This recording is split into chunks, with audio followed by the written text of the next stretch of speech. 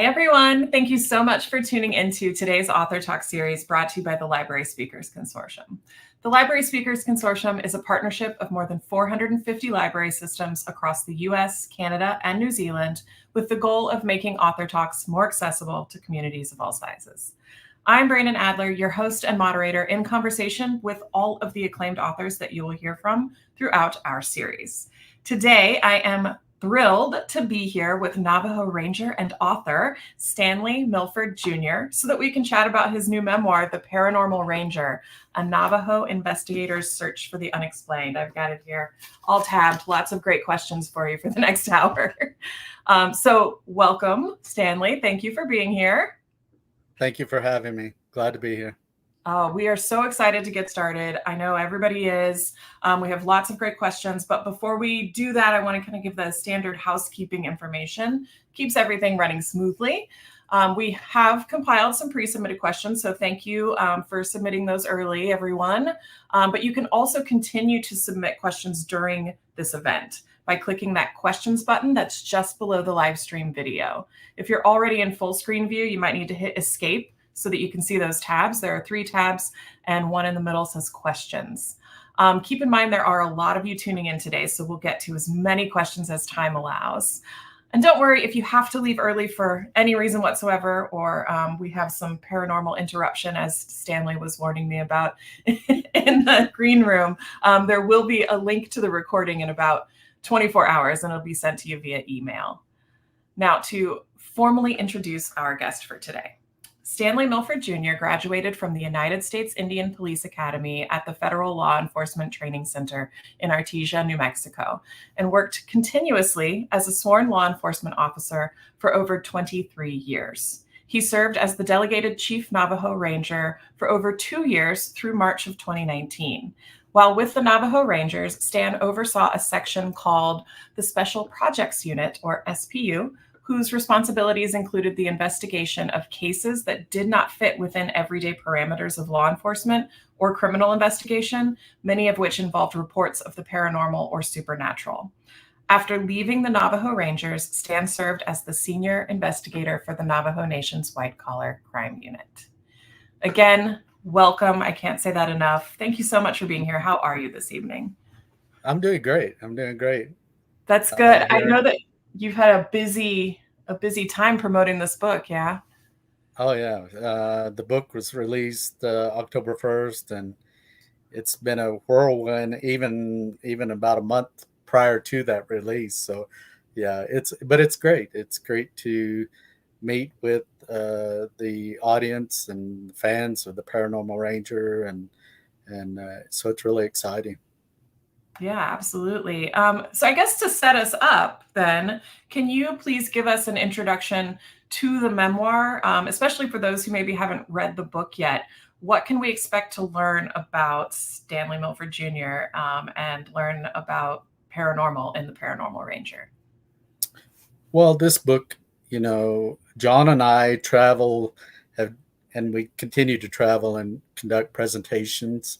John, as we speak, John is headed to Phoenix to do a training class and presentation for the Mutual UFO Network. And John's your partner?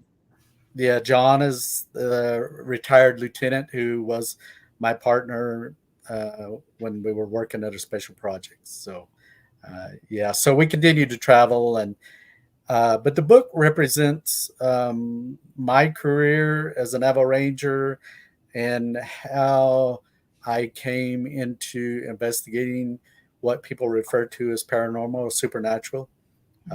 It talks about my childhood and how I had an interest in becoming a law enforcement officer early on, and really how all of that led to where we are today, sitting here addressing a large audience about this subject matter, and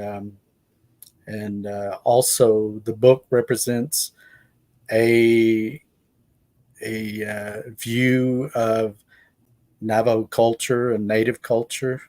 I do come from 2 separate Native American tribes, that being the Navajo Nation, which my father is from, and the Cherokee Nation in Oklahoma, where my mother is from. So, Hmm.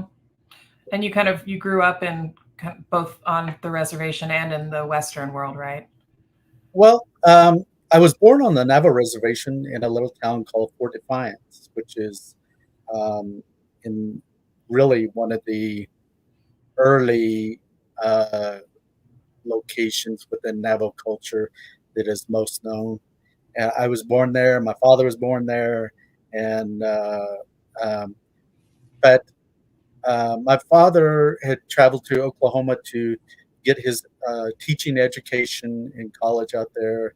He met my mother there, and they came back to the Navajo reservation and started their family. And I have an older sister, Deborah, who's 5 years older than me. And but Deborah and I, after my mother and father separated when I was about 2 years old, my my sister and I would be uh, brought from Tulsa, Oklahoma, to Albuquerque, usually in the summertime by our father would fly us out, and we'd spend time on the Navajo reservation with all of our relatives on the Navajo reservation.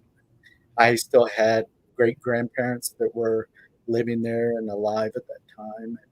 It was a really unique and interesting uh, juxtaposition between the Western culture and growing up in Oklahoma, where I went through grade school all the way through high school, and kind of in a more Western society uh, as opposed to life on the Navajo reservation.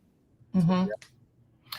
So Diana from Lawrence Public Library is saying, "What inspired you to write the book?" And I know we have talked before that it was kind of like a PSA to everybody, but I'm wondering what inspired you then to make it a memoir. You know, in my life growing up, there had been a couple of incidents and experiences, personal experiences, with what people refer to as paranormal.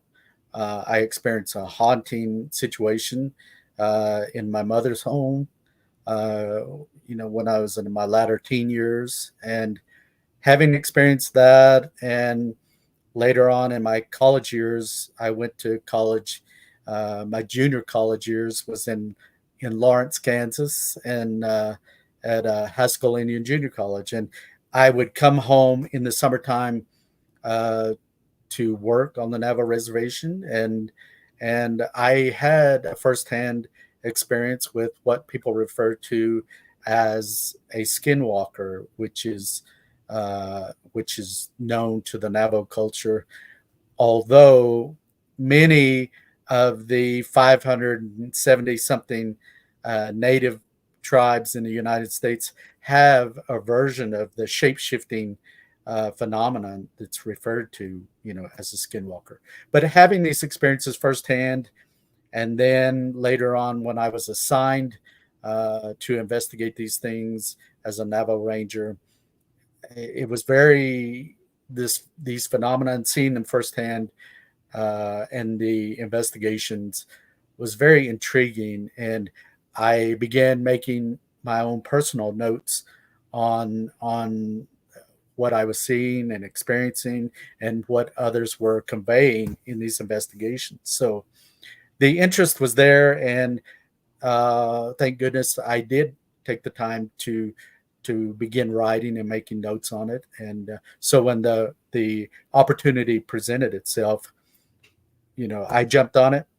Both my families in Oklahoma and on the Navajo reservation, they are almost all very adamant readers, going back to my mother and father. My father had a little library of books, and my mother was the type of person that could sit down with a book like Gone with the Wind. She could sit down in the evening with a pot of coffee and sit there and read that book till the sun's breaking in the morning, and she'd be able to tell you everything there is to know about that book. And so, yeah, I come from those families like that. It's excellent. And I really loved how you use the Navajo creation story to transition throughout the memoir to different parts of your life. Um, Yeah. can you talk a bit about the Navajo creation story and like your creative choice to use that the worlds to transition Well, throughout the memoir? I would like to lead into that with one of the investigations I did. Sure, There was a please. phenomenon that was in one of the investigations. So there was an office space on the Navajo reservation, and the director came to the chief ranger at the time, and she said, "Well, my staff are experiencing strange activity within the office space, and it's getting to the point where it's disrupting the workplace. Do you have anybody that can come in and validate, what's going on, or, try to give us some insight to this?" And the chief assigned me to that investigation, and I put together a team of 4 individuals to investigate. The chief allowed me to use outside resources because of because paranormal investigation doesn't fall under the normal uh, duties and responsibilities, and you don't really have the protocol and the formal documents to lead your way in these investigations like you would have in a criminal investigation. So, Right. but within that haunting investigation, one of the phenomenon is what is referred to as an apport, APPORT, which this word is a French word that uh, is really started being used in and around the spiritualist movement in the late 18 and 1900s here in the United States and other places. Out of that period came the talking board, or what led to the development of what is known as the Ouija board and those kind of Mm. things. These things were as a direct result of we were coming out of a period of the Civil War, a loss of a lot of life in this country, and people were wanting to try to connect to the spirits of their loved ones. And but with the apport, you have a material object that or disappear or move, and in this case, it was coins. Mm. In that investigation, in 2 days, there was a total of 66 coins that apported or manifested. Sometimes they would just appear out of thin air right in front of you and fall in the floor. And so 66 coins. Sometimes they would come flying at us from the top corner of the room and hit us. And all of them were U.S. coins within those 2 days. But something very interesting with that was that they would behave like any other coin that you could flip out of your pocket and flip it into the air. They'll hit and maybe make a big arc and come in and spiral and fall over. Out of all the 66 coins, they all landed heads up. Hmm. So, and I know out of statistics and probability, that's not possible. That's not going to happen. And so, a very interesting phenomenon. It led me where I actually witnessed at least 10 of these coins materialize out of nothingness, out of empty space, and fall on the floor. It led me to realize that this idea of other dimensions, other planes of existence, like what's talked about in string theory and these other references to vortexes and things like this, Mhm. that there was something to that, and especially in relation to the paranormal phenomena. So that led me and John to formulate an idea that all of these things that are referred to as paranormal, be it UFOs or extraterrestrial or hauntings and Bigfoot and these things, the commonality is the idea of other dimensions. So these things are coming from some other plane of existence into our physical world, and we see them. We see the results of these contacts, and then they're usually crossing back over to wherever they originated. But it really opened my eyes that this was happening on a regular in a regular fashion. So Mm-hmm. And so you used the worlds, the first, second, third, and fourth world, kind of as Right. like goalposts almost throughout your life. They are, the way was taught to me, and is that these were other worlds, other planes of existence, just like what's Mm-hmm. described with other dimensions. Yeah. In each of these worlds, there's a different beings, and the scape of the lands is different. And so I got, in talking with John, we came to the idea that what they were referring to is these other worlds, these other planes of existence, Mm-hmm. and there is a common theme there that I referred to. So Yeah, it was a very effective creative choice. I really liked thank you, it. Yeah, thank you. absolutely. So we learn in the book that I believe you didn't come to law enforcement until you were about 30 or 31, even though it was something that you'd thought about throughout your whole life. And Sherry from Bucks County Free Library is saying, what would you have done as a career if not for your paranormal law enforcement experience? Well, actually, I was enrolled at the University of Arizona in Tucson, the Wildcats, and I was in school down there, and an individual who I was very close to when I worked with the Navajo Nation's Parks and Recreation Department was an individual named Clarence. He was the director, and he contacted me while I was in school down there, and he said, "Stan," he said, "we're really needing a ranger to be able to provide law enforcement and protections within the park areas, like at Monument Valley and these other places that get a lot of tourism and visitation." And I was, I had been accepted to the pre-med program at U of A at the time when I was contacted. And when he contacted me, I was excited because growing up, and I grew up on my uncle had a very large cattle ranch in Oklahoma. Me and my cousin, my older cousin, he was about a year older than me, year and a half, Rusty.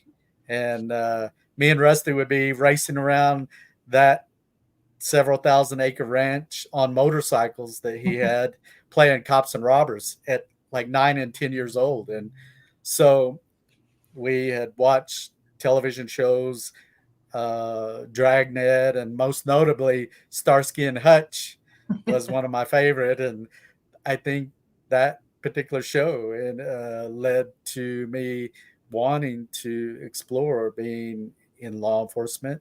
It hadn't happened up until that point that the director reached out to me and made that offer. But I made the decision at the time, even though I played it, that, well, that's a big decision. I'll have to think about it over the weekend, and I'll let you know next week. And which is what I did. But secretly, at the moment that he made the offer, in my heart and in my mind, I already knew that I was going to take him up on that offer, Mm-hmm. to pursue the police academy. So Connor is wondering, was there ever a point where you did not believe in the supernatural? If so, what was the pivotal point that changed that? Well, with most indigenous cultures, it's integrated within the culture. This idea of supernatural elements. You have many of those native tribes. You have medicine men who are medical practitioners, traditional medicines using herbs, and uh, Navajo medicine men are usually chosen as a child, and they are brought up as an apprentice to become medicine men. And a Navajo ceremony, or a specific Navajo healing ceremony, can have several hundred songs and chants within that healing ceremony. And these chants and songs have to be performed exact. The Navajo language is far more detailed than even the English language. There may be 5 representations referring to the one single English word, So they in these practices, you're brought up learning these things all the way into your adulthood, and it's not an overnight thing, and very detailed. So, Mhm. yeah. And so in the beginning of your book, you do talk about how you would hear some of the stories, like Cherokee and Navajo, and think that they were just superstitions. But there was something pivotal that happened when you were young to kind of Right. change your mind. Very much so. Um, so, growing up in Oklahoma, my mother would tell us stories about that involved shape shifting, and I know there was one story of an elderly man that was suspected of being a traditional witch, and he would be affecting people's doing his witchcraft, and it was said that uh, this man was uh, this man was practicing, and it ended up in him being shot, and and he it was said that he succumbed to that in those injuries. He died from that. But this owl that he was supposedly changed into a form was found where where he was shot. This owl was shot, and it ended up being him. So things Mm. like that, and when I was a child and spent time on the Navajo reservation, I would hear stories of shape shifting and what was referred to as skinwalkers and that kind of thing. And but it wasn't until I was in college in Kansas, and I would, during the breaks in school, summer break, I would come out to the Navajo reservation and work during that time with the Parks and Recreation Department usually. And so I'd come home one summer, and I had gone to the movie theater one night. I've been a musician most of my life, and I've always been a fan of hard rock and heavy metal music. And so the band AC/DC, I love that band. And the soundtrack to this Stephen King movie was done by AC/DC. So I had an interest in seeing that movie and seeing the soundtrack. Maximum Overdrive was the movie. Okay. I got to the movie, and but it didn't let out till around midnight. And I came into the lobby area after the movie was over, and there was a little elderly Navajo man sitting on a bench in the lobby.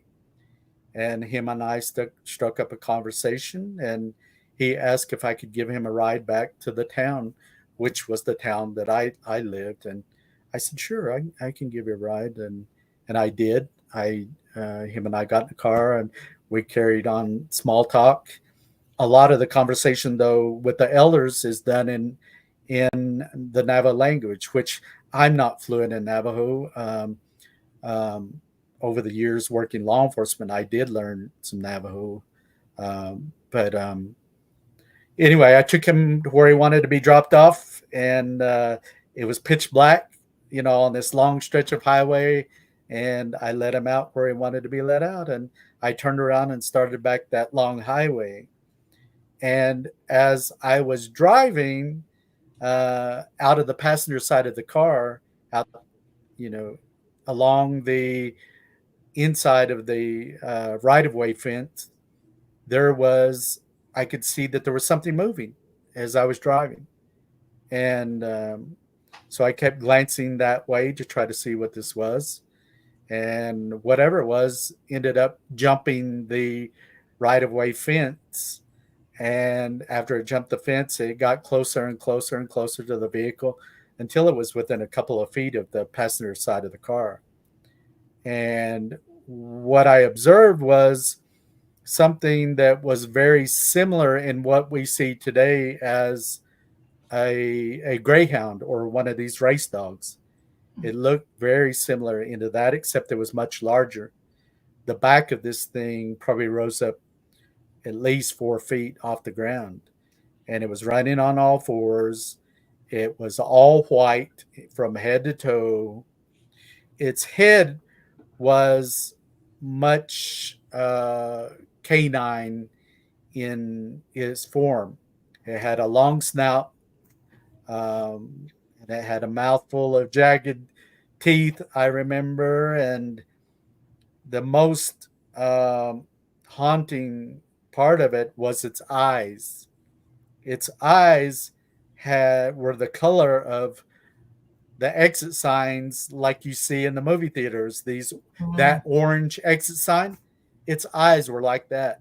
And at one point, me and this thing locked eyes. It was looking directly at me, and as I looked that way, and after I seen this, I slid down as far as I could in the driver's seat, and I floored the vehicle. I didn't look back at it. I didn't look in my mirrors. I don't know what it did at that point. But I ended up come sliding into the gravel driveway at the house and jumped out, and I ran in the house, and my father was still up. He was still awake, and he was watching TV, and he asked me, what's going on? What happened? I described to him what I had experienced, and he said, son, that's a skinwalker. He said, that's what you experienced. Wow. So, yeah. But the thing to know about that is the shape-shifting and skinwalker phenomenon is closely tied to a black witchcraft practices. Very similar to what is experienced and seen in Satanism, the practice of the worship of Satan, the rituals and things of this nature. It's very, very dangerous, it's not something to be toyed with, or you have to really be careful because it can take your life. And matter of fact, I had a cousin that was very close to me. Him and I were about 4 months in age apart. He was from the reservation, and we were very close. And in and after I seen this thing, he lost his life. And the medicine man that I seen with this attributed his death to someone practicing witchcraft against my family and me, and so Wow. it can be very dangerous. Yeah. And very, very scary. Yeah. Well, it was that was one of those life-changing moments. I bet. And you chose to face it head on instead and help investigate things like that. I've always been very spiritual from my childhood. As a child growing up in Oklahoma, I'd disappear off into the woods, and even after dark at times, and I didn't really hold common fears, things of fear I would put in the hands of my creator and let him deal with that. And I guess I adopted that same mentality when it dealt with the paranormal and these kind of things. John and I, we worked SWAT. We were the commanders for the Navajo Rangers tactical operations team. And at times you were being shot at, and you couldn't show your fear, or you had to rely on your training and put your hands in the creator and focus on the mission at hand. And that's just what you did. And again, that was kind of the same thing that was adopted in dealing with the paranormal investigations. So, yeah. It's funny you just said that, because Anita just asked if it was scarier facing paranormal or facing the criminal element. The scariest thing that I ever experienced, the Navajo Rangers at one time were red carded. And what this meant was that they were certified by the Bureau of Indian Affairs to work in wildland firefighting situations. And in the rise of the increase of wildland fires, we would be called out every summer to these wildland fire investigations. And there was one time when I was at the last minute, when there was a wildland fire, there was an elderly couple that was still noted to be at their home. And I was assigned to get them out of there, and I raced in and got them out, and right before the fire consumed that area right there. So that was probably the scariest point in my career, even more so than being shot at and things like that. So yeah. That's probably surprising to a lot of people, especially with the Yeah. skinwalker story you just told. Yeah. When one of the haunting cases, it was a haunting within a person's residence, and in the kitchen, it was a double wide trailer, and in the kitchen was very large, and it had a island countertop, and me and the homeowner had just walked in the kitchen, and over on one side, on one counter, was a block where you have all your kitchen knives stored in there, and a 12-inch butcher knife flew out of that block and went right in front of us, flew 8 feet, and went right through a grapefruit that was in one of these wire baskets, and it went right through it. And me, I was laughing at it because of these things, and the homeowner was in shock. His eyes were big, and he was just kind of traumatized. But I said, if this wanted to hurt us, it obviously could do that. It showed that it could, but it's not. I said, if anything, these things that it's doing, it's trying to elicit or communicate in some way, and so. But I wouldn't give into that. I mean, John and I would never give in to the showing fear, screaming and jumping and running, and we always relied on our faith and our spirituality. Let our Creator deal with those things like that when it involved demonic activity and things of that nature. Brave. Tushita from Livingston Parish Public Library is saying, why is it that only very select people witness or experience paranormal activities? Do you think there's a connection, like being on a similar wavelength? And then also, have you recorded or captured any paranormal activity? So, I think you would be very hard pressed if you travel the entire globe, interviewing and contacting families and people. I really think you'd be hard pressed to find a single family that does not have a family member in their family tree that has not had some kind of experience with either hauntings, seeing a UFO or extraterrestrial, or these things that people refer to as Sasquatch or Bigfoot or Yowie, these things. And spirits. I think it's much more common than we want to believe, than we want to accept in our society. For the most part, we're raised like in the United States. We're brought up really with blinders on to pretend that that noise was just the house settling or the wind blowing or these kind of Explain things. it away. And we're taught to fear that kind of thing. We have Halloween that we just experienced recently. We're brought up. We have horror movies and things of that nature. We're taught to fear this kind of stuff, and as opposed to try to know that it exists and understand it. And really, that's, again, you mentioned the PSA. The book is a PSA, and really, that's, if anything, I hope that people are able to read it and understand that in certain respects that these phenomenons do happen. It's not all smoke and mirrors and make believe, and I've witnessed UFO, I've witnessed extraterrestrial things and Bigfoot, and so I can say firsthand, just like with the coins, I really don't understand, and I'm still searching for the answers regarding the ports and the coins, but it does happen. Those coins, do you still have some? Right here is an are. entire bag of coins from these investigations, and they have happened. Recently I gave a presentation in Farmington, New Mexico, regarding my book. And one of the investigators that was a good friend of mine from the Dallas area, Dallas, Texas, and in that region, he came up to see that presentation. And him and I were staying with another family.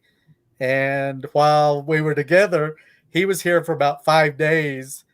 And there was at least about 25 coins that materialized and manifested while he was around. It's just Whoa. like when we were together, it's like a catalyst. It's just, Okay. excuse me, it just went crazy. And I don't know. I've come to understand for myself the coins that poured around me, they all end up landing heads up. And I analyzed the coins as far as their metallurgy and their, the years and what is there any sequences or anything, and I've come to realize that it's simply a spirit that is familiar with me, that knows me, that is conveying the message that heads up, I'm around, I'm near you, I'm present, and something as simple as that. Yeah. So That's crazy. I've seen medicine men and I've seen other shaman from other backgrounds, and none of them, they've all said it's nothing to worry about, that it's nothing to be afraid of, and I've never been afraid of it. I mean, in the month of August, no, September. In September, I had 4 coins, 4 dimes that manifested within my bedroom, and I witnessed this, and but it happened within a 3-week time frame. And I did take audio recordings and video recordings. I haven't analyzed all of that footage yet, but and audio files yet, but I've started, and in the audio stuff, there was nothing that stood out. But with one of the video cameras, which is done in infrared, there was what is referred to as an orb or a point of light that was moving within that video footage. There was also a footprint. It looks like a bare footprint, a human footprint that was caught with a thermal camera, a FLIR, forward-looking infrared camera. And so it's very interesting. I've always, as a little kid, I was one of those little kids that on Christmas Day, I might get a little toy robot that walks, and by the end of the day, I'd be in there with a screwdriver taking it apart to see how it come together and how it made it walk, Yeah, usually getting in trouble with that kind of behavior. But I always had that curiosity in these kind of things and how they worked and what the meaning was, and it carried over in investigating the paranormal stuff. Mm-hmm. So It's very fascinating. It makes me wonder, because this is kind of an unsolved case, are there a lot of these cases that go unsolved? There was one time Jonathan and I did a presentation in an area, a town called Dulce, New Mexico, which is known for its UFO and Bigfoot activity. And they would have annual presenters come out, speakers come out and present. And John and I had given several presentations there. One year when we presented, there was a little elderly Native American woman who was from the Jicarilla Apache tribe. And after our presentation, we would be in the lobby talking to people, and this little elderly woman came up to us and she gave us a bear hug, both of us. And she had tears in her eyes, and she said, "Thank you for doing what you do to bring this message to the public, to the people, that these things happen, these things are real." And she went on to convey a story when she was a young girl, and here she's like in her almost 90 years old, and she went on to tell a story about an experience she had when she was a young girl in seeing a UFO and an extraterrestrial. And her family members are standing around her with their jaws wide open because she had never shared this information with them Wow. for fear of being ridiculed and laughed at and this kind of thing. And I think that's all too common in our societies. People have these experiences, whether you're an airline pilot or military pilot, and you have these things that you witness, but you're afraid to share it with the people around you. Some people are afraid of losing their job, and they keep Yeah. it bottled up. And it's sad that, like in that situation, this little elderly woman, almost 90 years old, had kept that bottled up all those years and didn't share it with anybody except, at that time. And so I hope that this book opens that door so people aren't afraid to talk about it. People aren't afraid to talk about their experiences. Mm-hmm. John and I, over the years of investigating, I had a case where two young girls, 10 and 11 years old, they would get off. The reservation is 27,000 square miles. So it's the size of the state of West Virginia, the Navajo Reservation. And there were these two young girls would get off at the highway, and they would have to walk almost a mile to their home. And so they got off the school bus and started walking home, and they encountered one of these things that people refer to as a Bigfoot or Sasquatch. And it followed them or chased them home, and when they got home, they were so traumatized and they couldn't even talk. Their uncle was, trying to get out of them. What's wrong with you? What happened? And they were just crying, and finally he got out of them, what they had encountered, what they experienced. And he ran out there, and he supposedly he was able to witness what it is they saw. So a lot of these firsthand experiences are traumatizing.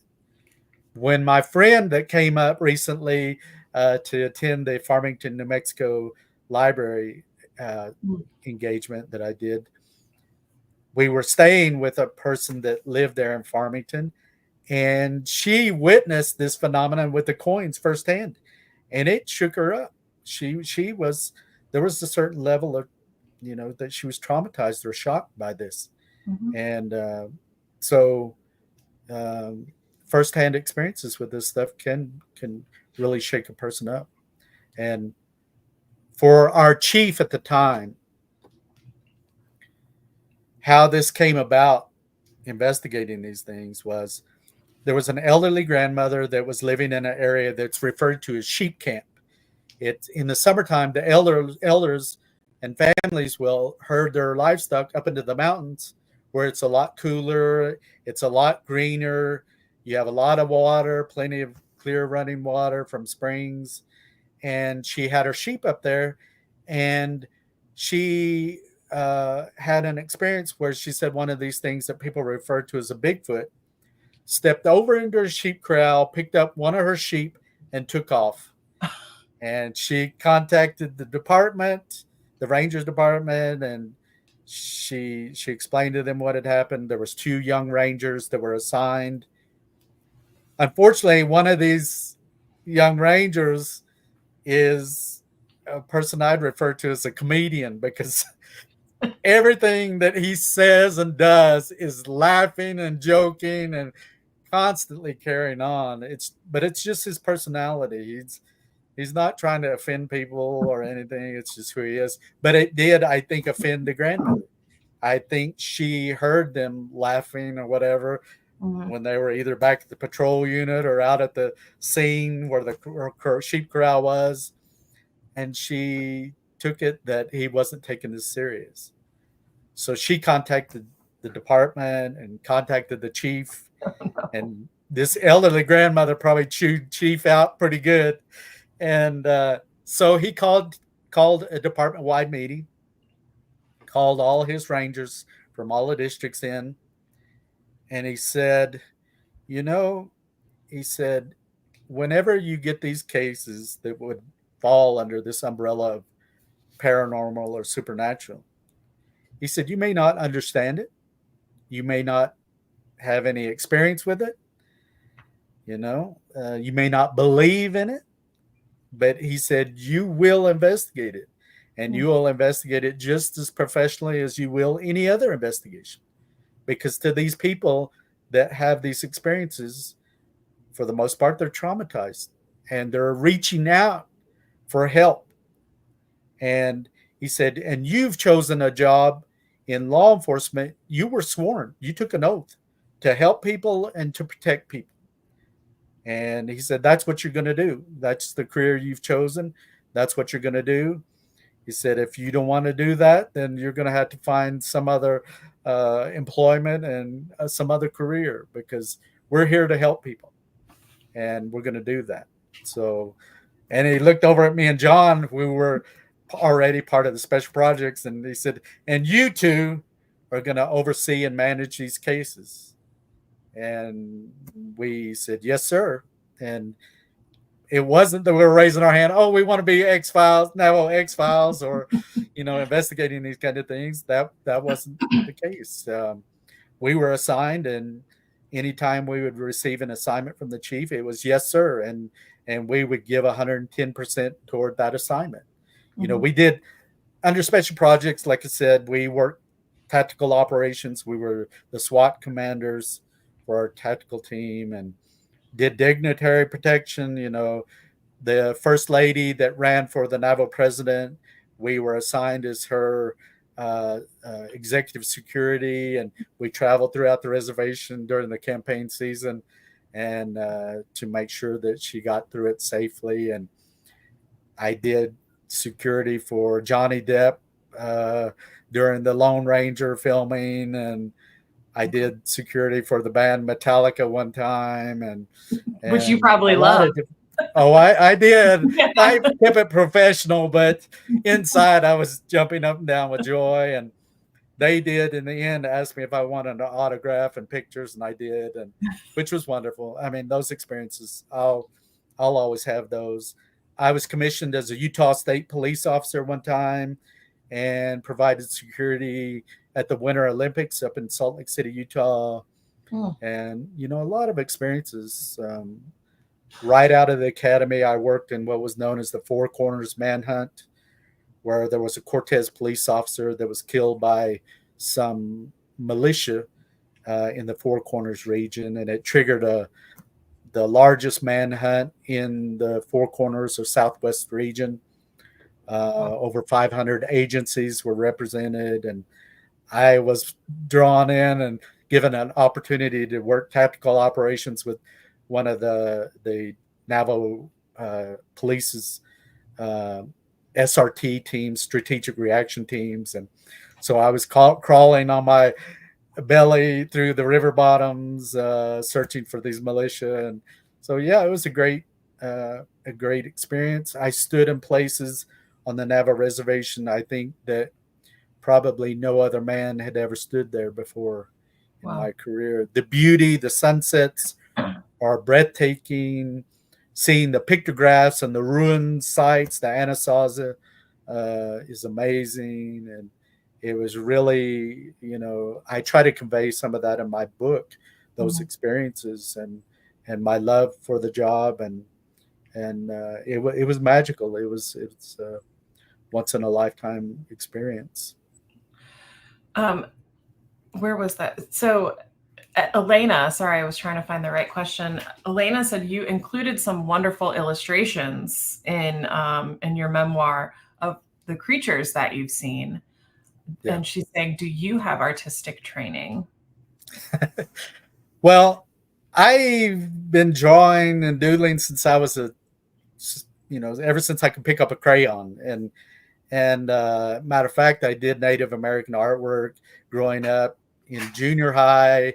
My art teacher in junior high really was there to support me and doing artwork and entering art shows like those Gilcrease Museum in Oklahoma and places like that. And so I did do art, and I'm getting ready to embark on getting back into Native artwork, painting.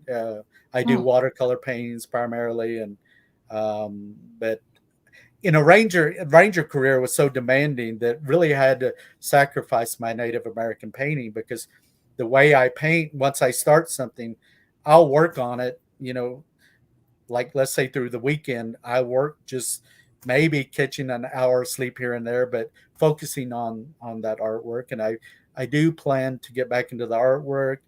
I would like to try to pull in some of the paranormal stuff that I did within and have it reflected in some of the artwork, and see how that goes. I kind of took up photography during my ranger career. I have tons of photographs that also I'd like to be able to exhibit and things of that nature. Maybe do a book of just of the photography that I did over the years. So yeah, that'd be really nice. That would be really nice. We kind of talked a little bit about this earlier when somebody asked the question of why are some people just more susceptible to paranormal activity than others. But I want to ask Lori's question to see what your thoughts are. Lori says, hello, I'm a member of a paranormal investigation team called Future Ghosts Paranormal of New Jersey. I'm curious what your thoughts are of the increased interest and involvement with the paranormal.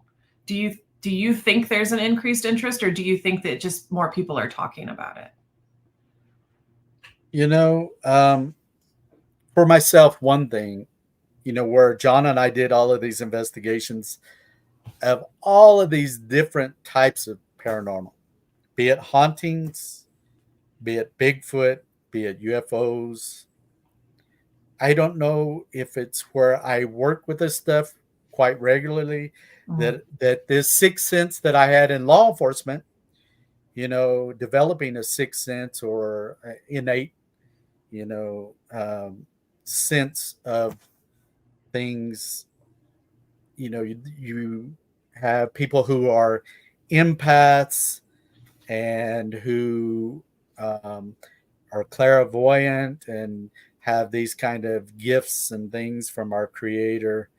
And but I think that sixth sense was more developed today than it was early on. And I think people that work with this stuff quite regularly, it becomes being developed. I can go into a building or house. If there's a negative energy present, I pick up on it right away.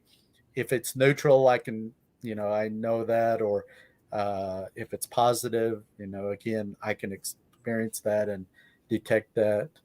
But, there was two things in recent times that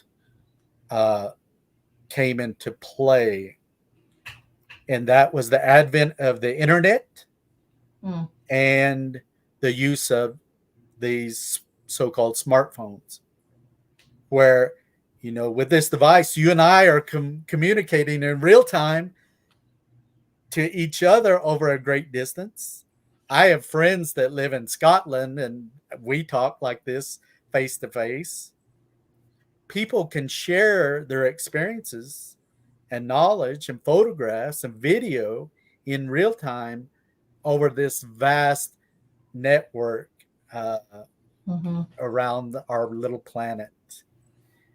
I don't think that, if you look at the history of mankind and the earth, it's said, there's some numbers that go into the billions of humans that have occupied this little planet.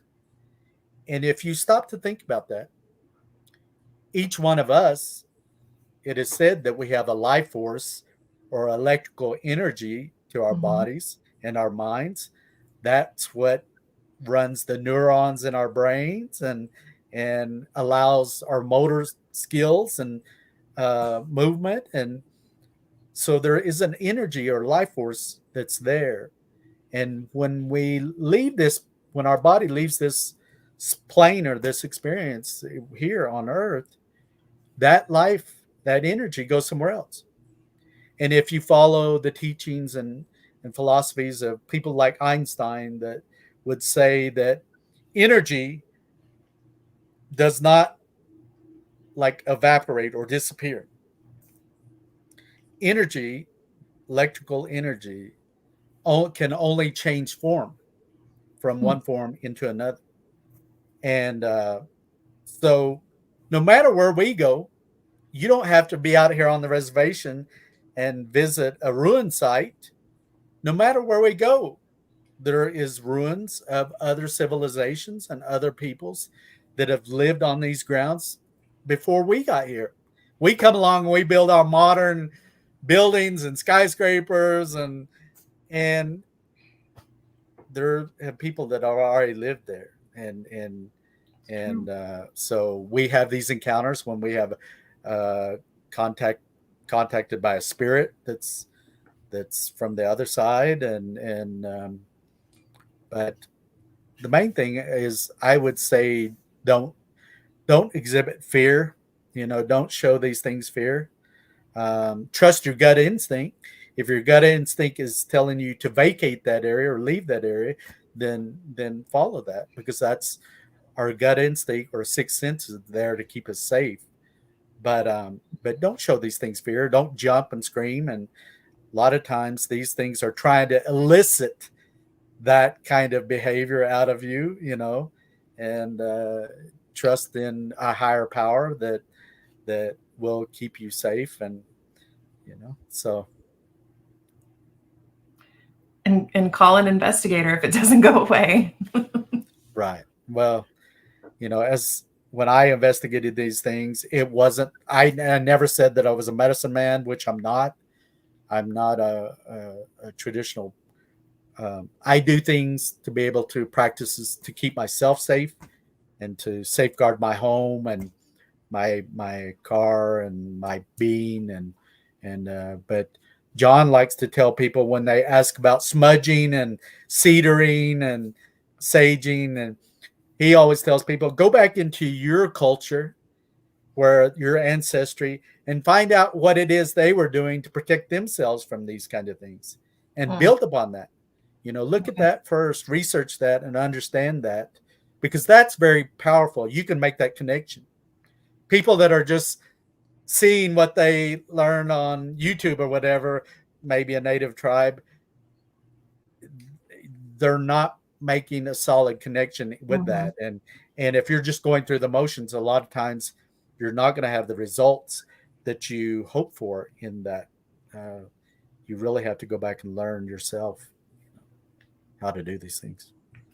Yeah, that's great advice. I didn't even think of it like that. Like you're not fully connecting your spirit to what you're doing.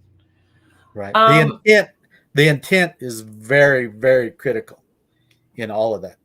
Having, in here in your mind, what it is you're trying to achieve with that. Mm-hmm. Yeah. If you only half believe, then it's not going to work. Yeah. Right. So Kelsey from Buena Vista Public Library is saying, what's one thing that you think we get wrong about the paranormal?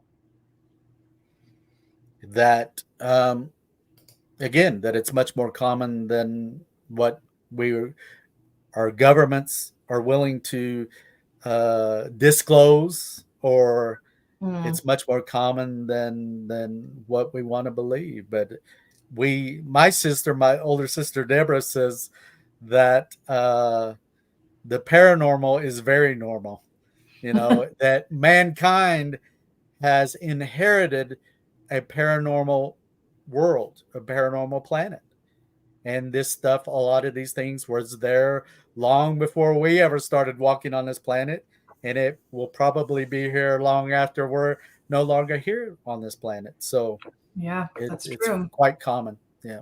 I feel like the alien encounters, the ones that people talk about, are always, they have like a similar element. So I'm wondering if those kind of encounters happen more often and people don't remember it. If you look at the pictographs and petroglyphs in the canyon areas on the Navajo Reservation that are hundreds, if not thousands of years old, a lot of those depictions are of a lot of this phenomena, whether it's UFO type of thing, or spirits, or extraterrestrials, or even, what's referred to as a Bigfoot or Sasquatch. That's right. So, this hour has just flown by. Thank you so much for joining us. It's truly been a pleasure to talk to you for the last hour. Thank you so much for being here. You don't realize how much I enjoy this as the audience does, talking about these things. I think having a forum where people can come together and discuss subject matter that is like-minded, I hope our planet and people will come together and respect each other and learn to accept that these things can happen. They are real, and that we need to end the wars and the hatred for each other. Start helping and loving each other and protecting each other. That we all live on this little and share this little blue marble. So. Couldn't agree with you more, Stan. Thank you so much. I also want to extend a huge thank you to our viewers for tuning in. Of course, none of this would be possible without your Thank you support. so much. Thank you. I do want to remind everyone, if you scroll down below the live stream, you can see a link to the resources, or you can see the resources area, which contains a link to Stan's book, The Paranormal Ranger. We look forward to seeing you all again on November 14th when we chat with bestselling author Javier Zamora. And again on November 20th when we chat with award-winning author Mona Susan Power. I'm Brandon Adler, and thank you for joining us, everyone.